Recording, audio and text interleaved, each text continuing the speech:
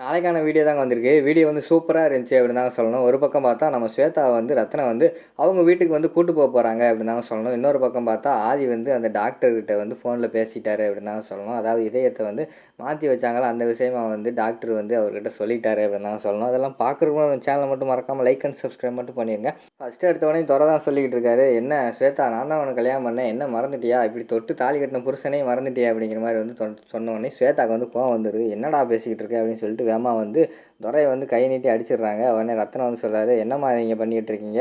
உங்கள் வீட்டு மருமகனுக்கு இதான் நீங்கள் கொடுக்குற மரியாதையா?" அப்படிங்கிற மாதிரி சொன்னோடனையும் நம்ம அறிவு வந்து சொல்கிறாரு, "என்னங்க நீங்கள், நானும் போனால் போகுது பெரியவங்க அப்படின்னு சொல்லிட்டு பார்த்துக்கிட்டு இருந்தா வாய்க்கு வந்ததெல்லாம் பேசிக்கிட்டு இருக்கீங்களே, என் பொண்ணு எப்படி இவனை போய் கல்யாணம் பண்ணாலாக்கும், அதெல்லாம் நம்புற மாதிரியா இருக்குது?" அப்படிங்கிற மாதிரி சொன்னோடனையும் நம்ம போலீஸ்கார் இருக்கார்ல மணி, அவர் வந்து, "சார் இங்கே பாருங்கள், தேவையில்லாமல் பேசிக்கிட்டு இருக்காதிங்க, நாங்கள் எல்லாத்துக்குமே ஆதாரத்தோடு தான் பேசிக்கிட்டு இருக்கோம் சரியா?" அப்படிங்கிற மாதிரி சொல்கிறாங்க. "என்ன ஆதாரம் இருக்குது உங்ககிட்ட?" அப்படிங்கிற மாதிரி வந்து அறிவு கேட்காரு. "இங்கே பாருங்கள், வீடியோ இருக்குது, அதாவது ஸ்வேதாவும் துரையும் கல்யாணம் பண்ண வீடியோவே என்கிட்ட இருக்குது" அப்படின்னு சொல்லிட்டு மொபைலில் அந்த வீடியோ எடுத்து காட்டுறாங்க. அதை பார்த்து எல்லாருமே ஷாக் ஆகிடுறாங்க. ஷாக் ஆனவொடனே நம்ம இவர் சொல்கிறாரு, ரத்னம் வந்து சொல்கிறாரு, "இங்கே பாருங்கம்மா, ஆனது ஆகிப்போச்சு, கல்யாணம் முடிஞ்சு போச்சு, இன்னும் என்னதான் இருந்தாலும் ஸ்வேதா வந்து எங்கள் வீட்டு மருமக, நாங்கள் வந்து ஒரு நல்ல நாளாக பார்த்து வந்து கூட்டு போக தான் போகிறோம், அவ்வளோதான்" அப்படின்னு சொல்லிட்டு நம்ம ரத்னம் அந்த இடத்துல பேசிடுறாரு. அவங்களால ஒன்றுமே பேச முடியல. ஆதாரத்தை காட்டினவொடனையும் நம்ம அறிவு அவங்களுக்கு என்ன பேசுன்னே தெரியல, அமைதியாகவே இருந்துக்கிட்டு இருக்கிற மாதிரி காட்டுறாங்க. அடுத்த சீனில் வந்து மேலே வந்து ஆதியும் பாரதியும் விழுந்து விழுந்து ரூமில் சிரிச்சுக்கிட்டு இருக்கிற மாதிரி தான் காட்டிக்கிட்டு இருக்காங்க. எதுக்கு பாரதி நீங்கள் சிரிக்கிறீங்க அப்படின்னு ஆதி கேட்க, ஆதி வந்து நீங்கள் எதுக்கு சிரிக்கிறீங்க அப்படின்னு பாரதியை பார்த்து கேட்க, மாற்றி மாற்றி கேட்டுக்கிட்டே இருக்காங்க. என்னதான் இருந்தாலும் இந்த துரைக்கும் ஸ்வேதாவுக்கும் எப்படி ஒர்க் அவுட் ஆச்சு, 2 பேர் லவ் பண்ணுறதுக்கு வாய்ப்பே இல்லை, எப்படி தான் கல்யாணம் முடிச்சுன்னு தெரியலையே அப்படிங்கிற மாதிரி சொல்லிட்டு நம்ம ஆதி வந்து கேட்குறாங்க. அதான் அது எனக்கும் தெரியலை, அதான் உங்ககிட்ட நான் விஷயத்தை சொல்லலை, நம்மளாம் எதுவும் சொல்லிடக்கூடாதுல்ல அப்படின்னு சொல்லிட்டு பெரியவங்களாம் பார்த்துக்கிட்டுன்னு விட்டுட்டேன் அப்படிங்கிற மாதிரி சொல்லிட்டு இருக்காங்க. "ஓ அப்படியா?" அப்படின்னு சொல்லிட்டு நம்ம பழையபடி வந்து ஆதி ரொமான்ஸ் பண்ணுறதுக்காக பக்கத்தில் வர மாதிரி காட்டுறாங்க. "அது என்ன இது, வீட்டுக்கு கீழே ஆள் இருக்காங்க, நீங்கள் பாட்டில் எதுவும் பண்ணாதீங்க" அப்படிங்கிற மாதிரி சொல்கிறாங்க. அவங்க பாட்டில் இருக்கட்டும், அதனால் என்ன அப்படிங்கிற மாதிரி கேட்காங்க. "போங்க ஆதி" அப்படின்னு சொல்லிட்டு அவங்க கீழே வர்ற மாதிரி காட்டுறாங்க. கீழே வந்தவொடனே நம்ம ரத்தின குடும்பம் வந்து கிளம்புற மாதிரி காட்டிக்கிட்டு இருக்காங்க. "சரிம்மா, வந்த வேலை நல்லபடியாக முடிஞ்சுச்சு, வந்தது ஒரு விஷயம் தான் பண்ண வந்தோம், ஆனால் 2 விஷயம் ஆகிப்போச்சு, கூடிய சீக்கிரம் வந்து எங்கள் வீட்டு மருமகளை வந்து நாங்கள் கூட்டு போகிறோம்" அப்படிங்கிற மாதிரி சொல்கிறாங்க. உடனே சும்மா இருக்காமல் நம்ம மரகதம் போய், "எம்மாடி என்னம்மா இப்படி எங்கள் வீட்டு மருமக இப்படி தலையில் பூ வைக்காமல் இருந்தால் இப்படி, இந்தா பூ வச்சுக்கோ பூ வச்சுக்கோன்னு" சொல்லிட்டு பூவெல்லாம் வச்சு விட்ற மாதிரி காட்டுறாங்க. சரி நாங்கள் கிளம்புறோம் அப்படின்னு சொல்லிட்டு வெளியில் போகிறாங்க. வெளியில் போகும்போது பாரதி வந்து அவங்க வந்து வழி அனுப்ப போகிறாங்க. வழி அனுப்ப போன இடத்துல வந்து நம்ம ரத்னம் வந்து சொல்கிறாங்க, "அம்மாடி பாரதி, நான் இங்கே வர்றதுக்கு முன்னாடி எனக்கு வந்து மன சங்கட்டமாகவே இருந்துச்சுமா, நீ எப்படி இருப்ப, தமிழ் பாப்பா எப்படி இருப்பான்னு சொல்லி யோசிச்சுக்கிட்டே இருந்தேன். இங்கே வந்த பிறகு தான் எனக்கு சந்தோஷமாக இருக்குது. அந்த உங்கள் அத்தை சாரதாம்மா வந்து திருந்திட்டாங்க, நல்லவங்களா இருக்காங்க.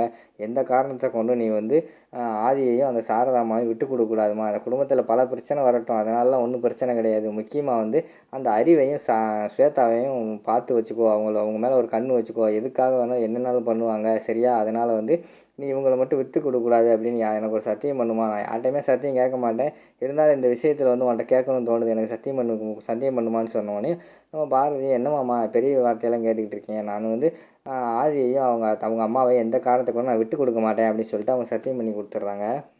அடுத்த சீனில் மேலே வந்து நம்ம இவங்க இருக்காங்கல்ல, அறிவு ஃபேமிலி தான் காட்டிக்கிட்டு இருக்காங்க. சாரதா வந்து பயங்கரமான டென்ஷன், சாரி ஸ்வேதா வந்து பயங்கரமான டென்ஷனில் இருக்காங்க. "என்னப்பா இப்படி நடந்து போச்சு" அப்படிங்கிற மாதிரி சொல்லிகிட்டு இருக்காங்க. அறிவு வந்து சொல்கிறாரு, "அதான் நான் தான் ஆல்ரெடி சொன்னேன்லம்மா, நம்ம ஆல்ரெடி இந்த ஃபங்க்ஷனில் இருந்திருக்கக்கூடாது, நம்ம வேறு எங்கேயாவது போயிருந்தால் இந்த பிரச்சனைலாம் வந்திருக்குமா, நம்ம இருந்தது தான் தப்பு, நீ தான் நான் உண்மையை சொல்ல போகிறேன் அது சொல்ல போகிறேன்னு சொல்லிட்டு இருந்தேன், பார்த்தேன்னா நமக்கே ரிவெஞ்ச் அடிச்சு பிடிச்சிட்டாங்க" அப்படிங்கிற மாதிரி சொல்கிறாங்க. "என்னங்க இவ இப்படி போய் பண்ணிட்டு வந்திருக்கா, இதெல்லாம் தேவையா அவளுக்கு" அப்படிங்கிற மாதிரி வந்து அவங்க அம்மா வந்து ஸ்வேதாவை திட்டுறாங்க. ஸ்வேதாவுக்கு வந்து பயங்கரமான கோவம் வந்துருச்சு. "அம்மா நீ சும்மா இருக்க மாட்ட, உன் கழுத்தை நெரிச்சு கொன்றுவேன் பாரு" அப்படின்னு சொல்லிட்டு கழுத்தை நெரிச்சு பிடிச்சி நெரிக்க ஆரம்பிச்சிடுறாங்க. அடுத்த சீனில் இங்கிட்டு வந்து ஆதி பாரதி காட்டிக்கிட்டு இருக்காங்க. 2 பேரும் பயங்கரமான சந்தோஷமாக இருக்காங்க. பாரதி வந்து சொல்கிறாங்க, "ஆதி எனக்கு ரொம்ப சந்தோஷமாக இருக்குது, அத்தை ரொம்ப திருந்திட்டாங்க, எனக்கு நம்ம 2 பேர்த்தையும் வந்து ஏற்றுக்கிட்டாங்க, அதை நினைக்கும் போதே எனக்கு பயங்கரமான சந்தோஷமாக இருக்குது" அப்படிங்கிற மாதிரி சொல்கிறாங்க. "என்ன பாரதி இதுக்கெல்லாம சந்தோஷப்பட்டுக்கிட்டு இருக்கீங்க, இன்னும் வாழ்க்கையில் எவ்வளவோ இருக்குது" அப்படிங்கிற மாதிரி சொல்கிறாங்க. "சந்தோஷத்தோடு எனக்கு ஒரு பயமாகவும் இருக்குது" அப்படிங்கிற மாதிரி வந்து பாரதி சொல்கிறாங்க. "ஏன் பயம், என்ன பயம் நான் இருக்கும்போது" அப்படிங்கிற மாதிரி ஆதி கேட்காங்க. "இல்லை, அதிகமான சந்தோஷம் வரும்போது இந்த சந்தோஷம் வந்து எவ்வளோ நாள் நிலைக்கும், நம்ம கூட இருக்குமா அப்படின்னு ஒரு பயம் வரும்" அப்படிங்கிற மாதிரி சொல்கிறாங்க. "அதெல்லாம் நீங்கள் ஒன்றும் பயப்படவே வேண்டாம், இனிமேல் நம்ம வாழ்க்கையில் சந்தோஷம் தான், கூடிய சீக்கிரம் வந்து ஸ்வேதாவை இந்த வீட்டை விட்டு அனுப்பி வச்சிருவோம். நான் கூட நினச்சிக்கிட்டு இருந்தேன், ஸ்வேதா வந்து நீ யாரை கல்யாணம் பண்ண போகிறா என்ன ஏதுன்னு யோசிச்சுக்கிட்டு இருந்தேன், அவளுக்கு ஆல்ரெடி கல்யாணம் முடிஞ்சதுன்னு எனக்கு இப்போ தெரிஞ்சு போச்சுல, அவளுக்கு செய்ய வேண்டிய சீர்வரிசையெல்லாம் சீரும் சிறப்புமாக செஞ்சு அவளை வந்து உங்கள் வீட்டுக்கு அனுப்பி வச்சிரும்" அப்படிங்கிற மாதிரி அவங்க சொல்லிக்கிட்டு இருக்காங்க. "ஆமாம் ஆமாம், அது நமக்கு அதான் முக்கியமான வேலை, அதையும் பண்ணணும்" அப்படிங்கிற மாதிரி பாரதி சொல்லிக்கிட்டு இருக்காங்க. நம்ம 2 பேரும் வந்து சண்டையே போடாமல் இதே மாதிரி சந்தோஷமாகவே இருக்கணும் அப்படிங்கிற மாதிரி பாரதி சொல்கிறாங்க. என்ன பாரதி சண்டை போடலைன்னா வாழ்க்கை வந்து ரொம்ப போர் அடிச்சிடும். அப்பப்போ சின்ன சண்டைகள் போட்டுக்கிட்டே இருக்கணும். ஆனால் அந்த சண்டை முடியறதுக்குள்ளே நம்ம சமாதானம் ஆகிடணும். அதுதான் வாழ்க்கை அப்படிங்கிற மாதிரி சொல்லிகிட்டு இருக்காங்க. சரி ஆதி அப்படின்னு சொல்லிட்டு அன்னைக்கு முடிஞ்சு மறுநாள் காலையில் வந்து நம்ம ஆதி இருக்கார்ல, ஆதி வந்து ஆஃபீஸ் கிளம்பிக்கிட்டு இருக்காங்க. அவர் வந்து சோஃபாவில் உட்காந்து ஷூவெல்லாம் மாட்டிக்கிட்டு இருக்காங்க. அந்த நேரத்தில் பக்கத்தில் வந்து நம்ம அறிவோட ஃபோன் இருக்குல்ல, அவர் வந்து சார்ஜ் போட்டிருக்காரு. சார்ஜ் போட வச்சுட்டு வெளியில் எங்கேயோ போயிட்டார் போல். அப்போ வந்து வசந்த், டாக்டர் பேர் வந்து வசந்த் போல், டாக்டர் வசந்த் அப்படின்னு சொல்லிட்டு ஃபோன் ரிங் அடிச்சுக்கிட்டே இருக்குது. அவர் வந்து எடுக்கவே இல்லை. ஆதி பார்க்காரு, சரி யாராக இருக்கட்டும் மாமா வந்து பேசிக்கிறான்னு விட்டுட்டார். 2வது டைம் ரிங் அடிக்குது, அப்பையும் கண்டுக்காம விட்டுட்டார். திருப்பி 3வது டைம் வந்து ரிங் அடிக்குது. டாக்டர் வந்து என்ன இவர் இத்தனை நேரம் பார்த்து ஃபோனை எடுக்க மாட்டார் அப்படின்னு சொல்லிட்டு கோவப்பட்டுக்கிட்டு 3வது டைம் வந்து ஃபோனு போட்டுக்கிட்டு இருக்காரு.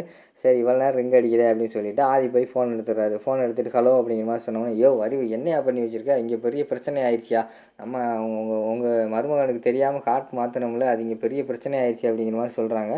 அதை கேட்டவுடனே ஆதிக்கு வந்து பயங்கரமான ஷாக் ஆயிடுது. ஷாக் ஆகி அந்த இடத்துல பார்த்துக்கிட்டு இருக்கிற மாதிரி வந்து காட்டிக்கிட்டு இருக்காங்க. அதோட பார்த்தீங்கன்னா இந்த எபிசோடே வந்து முடிச்சிடுறாங்க.